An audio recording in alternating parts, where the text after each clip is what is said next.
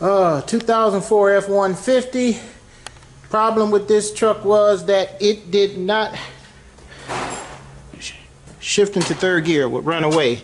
Okay, now we did see where somebody put on a new extension housing here, but the problem that was found by Billy over here was this part is broken off right here, so it doesn't seal.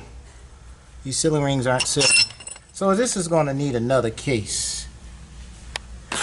So this had no third gear, it would run away when